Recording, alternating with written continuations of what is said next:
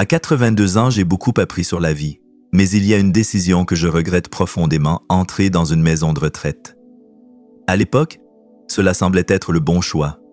Ma famille m'y avait encouragé, me promettant que j'y aurais tous les soins et le confort dont j'avais besoin. Je les ai crus, mais une fois arrivé là-bas, j'ai réalisé que la réalité n'était rien de ce que j'avais imaginé. Je sais que beaucoup d'entre vous envisagent peut-être cette option, que ce soit pour vous-même ou pour un proche. Peut-être pensez-vous que c'est la décision la plus sûre, ou peut-être vous a-t-on dit que cela rendrait la vie plus facile. Mais avant de franchir ce pas, je veux partager 6 choses que j'aurais aimé qu'on me dise avant d'y entrer, car la vérité, c'est que la vie en maison de retraite n'est pas simplement une question de commodité, elle change tout, et une fois que vous y entrez, en sortir n'est pas aussi simple que vous le pensez. Restez avec moi jusqu'à la fin, car certaines de ces leçons pourraient vous surprendre. Et si vous connaissez quelqu'un qui envisage une maison de retraite, cette vidéo pourrait être exactement ce dont il ou elle, avant de prendre une décision qui changera sa vie. Maintenant, commençons, voilà, regret numéro 1, perdre mon indépendance. Le plus grand choc après mon entrée en maison de retraite n'a pas été la petite chambre, les horaires de repas fixes, ni même les visages inconnus. C'était la prise de conscience que j'avais perdu le contrôle de ma propre vie. Avant d'entrer, j'avais mes habitudes. Je décidais quand me lever, quand manger et comment passer ma journée. Je pouvais me promener quand je le voulais, cuisiner mes propres repas, ou simplement m'asseoir tranquillement dans mon fauteuil préféré avec un livre. Mais à l'intérieur de la maison de retraite, j'ai rapidement réalisé que mon temps n'était plus le mien. Tout fonctionnait selon un emploi du temps qui n'était pas le mien. Le petit déjeuner était à une heure fixe, même si je n'avais pas faim. L'extinction des lumières se faisait à une certaine heure, que j'ai envie de dormir ou non. Envie de faire une promenade à l'extérieur? Vous aurez peut-être besoin d'une permission, et vous devrez probablement attendre qu'une personne soit disponible pour vous aider. Des décisions simples, comme ce que je voulais manger ou même ce que je voulais porter, ont commencé à ressembler à des privilèges plutôt qu'à des choix basiques. Je me souviens de ma première semaine là-bas, me réveillant dans un lit qui ne semblait pas être le mien. Je me suis assise, me suis étirée, et j'ai tendu la main pour prendre le livre que je lisais chez moi. Mais en regardant autour de la pièce, ça m'a frappé. Ce n'était pas chez moi. Mes livres, mon fauteuil préféré, les petites choses que j'avais passé des années à collectionner, tout cela avait disparu. À leur place, il y avait des murs stériles, un lit que je n'avais pas choisi et un sentiment que je ne pouvais pas écarter. Je n'étais plus maîtresse de ma propre vie. Le plus difficile, réalisez qu'une fois que vous abandonnez votre indépendance, la retrouver est presque impossible. Vous vous adaptez parce que vous devez le faire. Vous cessez de discuter quand on vous dit ce qu'il y a au dîner. Vous cessez de demander si vous pouvez aller vous promener quand vous le voulez. Vous apprenez à vous intégrer dans leur système, mais en chemin, vous commencez à vous perdre. Si vous envisagez une maison de retraite, demandez-vous, êtes-vous prêt à renoncer aux petites libertés qui rendent la vie vôtre? Parce qu'une fois qu'elles sont parties, vous leur manquerez plus que vous ne l'auriez jamais imaginé. Regret numéro 2, se sentir oublié. L'une des vérités les plus difficiles après être entré en maison de retraite est de réaliser que le monde extérieur continue de tourner sans vous. Lorsque je suis arrivé, ma famille m'a rassuré en me disant qu'ils viendraient souvent me rendre visite. Je les ai crus, et au début, ils l'ont fait. Ma fille venait une fois par semaine, mes petits-enfants venaient le week-end, et pendant un petit moment, on avait l'impression que je gardais encore un lien avec ma vie d'avant. Mais au fil des mois, les visites sont devenues moins fréquentes. Ma fille a commencé à appeler plutôt qu'à venir. Mes petits-enfants se sont occupés avec l'école et le travail, et les fêtes de fin d'année ont été les plus difficiles. Tout le monde promettait de venir, mais d'une manière ou d'une autre, les plans changeaient toujours à la dernière minute. Et soudain, je me retrouvais assise seule dans une salle commune, à regarder les autres résidents fixer la porte, espérant qu'un jour, quelqu'un se souviendrait d'eux. De ce n'était pas que ma famille avait cessé de m'aimer, c'est que la vie s'est mise en travers de notre chemin. Lorsque vous n'êtes pas là tous les jours, il est facile pour les gens de supposer que vous allez bien, que vous vous adaptez, que vous n'avez pas besoin de tant d'attention. Mais la vérité, c'est que plus vous passez de temps dans une maison de retraite, plus il est facile pour les gens d'oublier à quel point vous avez toujours besoin d'eux. Je me souviens d'une soirée assise dans ma chambre, tenant mon téléphone, hésitant à appeler mon fils. Je ne voulais pas être un fardeau. Je ne voulais pas lui rappeler que j'étais ici, attendant une visite qui ne viendrait peut-être jamais. Alors j'ai posé le téléphone, et c'est là que j'ai réalisé, c'était ma vie maintenant. regarder les jours passer, espérant que quelqu'un se souviendrait de m'inclure. Si vous envisagez de déménager dans une maison de retraite, demandez-vous, êtes-vous prêt à la solitude? Parce que, peu importe combien votre famille vous aime, une fois que vous êtes hors de vue, il est plus facile que vous ne le pensez de devenir hors de l'esprit. Si vous regardez toujours cette vidéo et trouvez ces idées précieuses, veuillez commenter le chiffre 2 ci-dessous pour me faire savoir que vous êtes là. Et si vous ne vous êtes pas encore abonné, je vous recommande de vous abonner et d'activer la cloche afin de ne manquer aucune vidéo. Passons maintenant à la suite. Regret numéro 3, perdre mon sens de la raison de vivre. Lorsque je suis arrivé dans la maison de retraite, je pensais simplement changer de lieu de vie. Je ne réalisais pas que je changeais aussi la raison pour laquelle je vivais. À la maison, j'avais des responsabilités. J'avais des routines, des passe-temps et une raison de me lever le matin. Même les petites choses comme arroser les plantes, préparer mon propre café et ranger mon espace me donnaient un sens de la vie. Mais dans la maison de retraite, ces rituels quotidiens ont disparu, les repas étaient préparés pour moi, le ménage était fait par quelqu'un d'autre et les plantes, eh bien, ce n'étaient plus les miennes à soigner. Au début, je me suis dit que ce serait agréable de me détendre enfin. Plus de corvées, plus de responsabilités, juste du repos. Mais après quelques semaines, j'ai réalisé qu'il me manquait quelque chose. Les journées semblaient longues, étendues sans rien à faire, à part attendre. Je l'ai vu chez d'autres résidents aussi. Des gens qui étaient autrefois pleins d'énergie, maintenant assis, regardant, attendant que le temps passe. Il y avait un homme nommé Georges, 84 ans, qui avait été charpentier toute sa vie. À la maison, il réparait toujours des choses, construisait de petits projets dans son garage. Mais ici, il n'y avait pas d'outils, pas de projet, rien à créer. Je l'ai vu se replier lentement, ses mains, autrefois fortes et habiles, maintenant inactives, sur ses genoux. « Je me sens inutile », m'a-t-il dit un jour, et je savais exactement ce qu'il voulait dire. Lorsque vous n'avez plus quelque chose à quoi vous consacrer, quelque chose pour lequel vous travaillez, la vie commence à perdre son sens, l'esprit ralentit, le corps suit, et bientôt vous commencez à vous sentir comme un autre résident dans un endroit où le temps passe, mais rien ne change vraiment. Si vous envisagez une maison de retraite, demandez-vous qu'est-ce qui donne un sens à votre vie. Parce qu'une fois que vous y êtes, trouver un but n'est pas aussi simple que de remplir votre temps. Il s'agit de lutter pour conserver les choses qui vous font vous sentir vivant. Je me souviens de ma voisine, Alice, une femme de 81 ans qui était dynamique lorsqu'elle est arrivée. Elle faisait des promenades quotidiennes autour de l'établissement, insistant sur le fait qu'elle ne ralentirait pas à cause de son âge. Mais après quelques mois, j'ai remarqué qu'elle marchait moins. Ensuite, elle a commencé à utiliser un déambulateur, puis un fauteuil roulant. Un jour, elle m'a regardé et a dit « Je ne sais pas quand c'est arrivé, mais j'ai l'impression d'avoir vieilli de 10 ans en seulement quelques mois. » Et c'était exactement ce que cela ressentait. Lorsque vous arrêtez d'utiliser votre corps, vous commencez à le perdre. Et dans une maison de retraite, où tout est conçu pour rendre les choses plus faciles, il est facile d'oublier que le mouvement n'est pas seulement une question de commodité, c'est une question de survie. Si j'avais su à quelle vitesse je perdrais ma force, j'aurais lutté plus fort pour continuer à bouger, rester actif, me pousser même lorsque je n'en avais pas envie.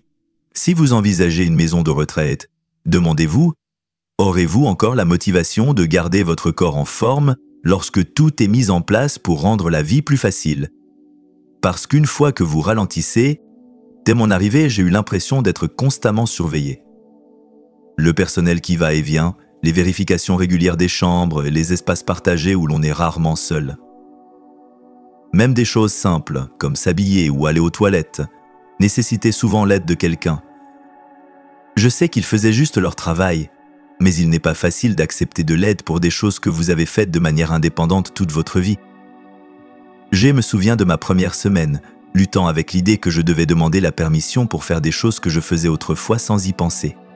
Vous voulez prendre une douche? Vous devrez peut-être attendre qu'une personne soit disponible pour vous aider. Vous avez besoin d'aller aux toilettes? Parfois, appuyer sur le bouton d'appel signifie attendre plus longtemps que vous ne le souhaiteriez. Même le choix des repas était limité. Si vous n'aimez pas ce qui est au menu ce jour-là, tant pis. Et puis il y avait la question des colocataires. Tout le monde n'a pas une chambre privée. Et partager un espace avec quelqu'un d'autre, quelqu'un que vous n'avez pas choisi, peut être frustrant. J'ai eu la chance d'avoir une gentille colocataire. Mais j'ai entendu des histoires d'autres personnes qui n'étaient pas aussi chanceuses. Certains avaient des colocataires bruyants, malpropres, ou même ayant des problèmes cognitifs qui rendaient le sommeil presque impossible. Et peu importe combien vous essayez de rendre votre chambre agréable, elle n'est jamais vraiment la vôtre. La dignité est une chose difficile à perdre, et je ne me rendais pas compte combien j'allais devoir en abandonner avant d'y être. Quand les gens frappent mais n'attendent pas toujours de réponse avant d'entrer, quand on vous parle comme un patient et non comme une personne, quand vos routines quotidiennes sont dictées par un emploi du temps que vous n'avez pas créé, cela vous change. Vous commencez à vous sentir moins comme vous-même et plus comme un simple nom sur une liste. Si vous envisagez une maison de retraite, demandez-vous, êtes-vous prêt à abandonner la vie privée et le contrôle que vous avez eu toute votre vie? Parce qu'une fois que c'est parti, il est difficile de le récupérer. Regret 6. Réaliser qu'il est plus difficile de partir que ce que l'on pense.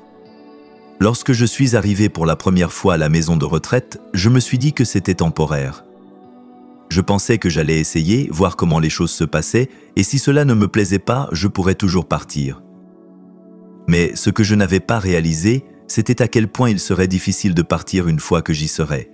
Au début, cela semblait simple. Si cela ne me plaisait pas, je retournerais chez moi. Mais la maison n'était plus la même. Ma maison était vide, et la maintenir à distance était devenu difficile. Mes enfants avaient déjà commencé à faire des changements, vendre des choses qu'ils pensaient que je n'aurais pas besoin, et même envisager de louer la maison.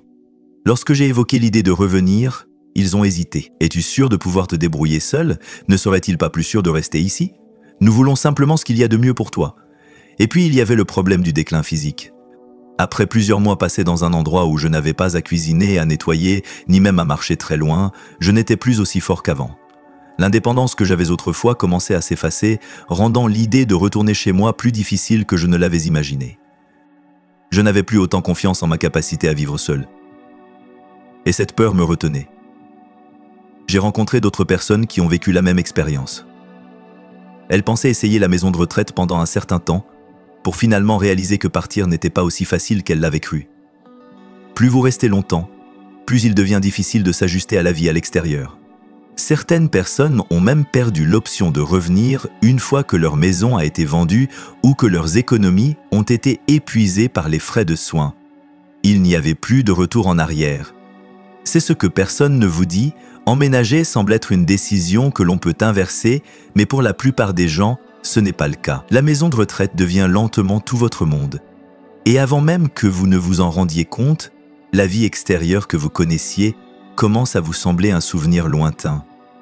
Si vous envisagez une maison de retraite, demandez-vous, êtes-vous prêt à la possibilité qu'une fois que vous y entrez, partir ne soit peut-être pas aussi simple que vous le pensez? Parce qu'une fois que vous vous installez, les obstacles pour partir, qu'ils soient financiers, physiques ou émotionnels, peuvent être plus difficiles à surmonter que vous ne l'imaginez. Si vous regardez toujours cette vidéo et que vous trouvez ces informations utiles, veuillez commenter le numéro 6 ci-dessous pour me faire savoir que vous êtes ici. Et si vous ne vous êtes pas encore abonné, je vous recommande de vous abonner et d'activer la cloche pour ne pas manquer de vidéos. Votre soutien nous aide à continuer à créer du contenu de qualité pour vous informer et vous inspirer. Passons maintenant à la suite. Réflexion finale en repensant à tout cela, je ne regrette pas de vieillir, mais je regrette d'avoir cru qu'une maison de retraite était ma seule option. J'y suis allé en m'attendant à du confort, de la sécurité et une meilleure qualité de vie. Ce que j'ai trouvé à la place, c'est un monde qui a lentement enlevé mon indépendance, ma vie privée, mon but et même mon identité. Cela signifie-t-il que les maisons de retraite sont toutes mauvaises? Pas nécessairement. Certaines personnes ont vraiment besoin du niveau de soins qu'elles fournissent. Mais avant de prendre cette décision, réfléchissez bien à ce que vous allez perdre, car une fois que vous y emménagez, la vie ne sera plus jamais la même. Si je pouvais recommencer, j'aurais lutté plus fort pour rester dans ma propre maison, explorer davantage de moyens d'obtenir de l'aide sans renoncer à ma liberté. Et je me serais assuré que j'avais vraiment besoin d'y aller avant de faire un tel choix. Et si vous êtes confronté à cette décision, j'espère que vous prendrez le temps de vous demander « Est-ce vraiment ce qui est le mieux pour moi ou est-ce juste ce qui semble être le plus facile à faire en ce moment ?» Parce que la vie que vous avez aujourd'hui, vos routines, votre indépendance, vos choix méritent d'être préservés aussi longtemps que vous le pouvez. Merci de nous avoir rejoints aujourd'hui. Nous serions heureux d'avoir de vos nouvelles. Laissez un commentaire ci-dessous et partagez une chose que vous avez apprise aujourd'hui et comment vous prévoyez de l'utiliser dans votre vie. Vos réflexions sont importantes pour nous, alors n'hésitez pas à les partager.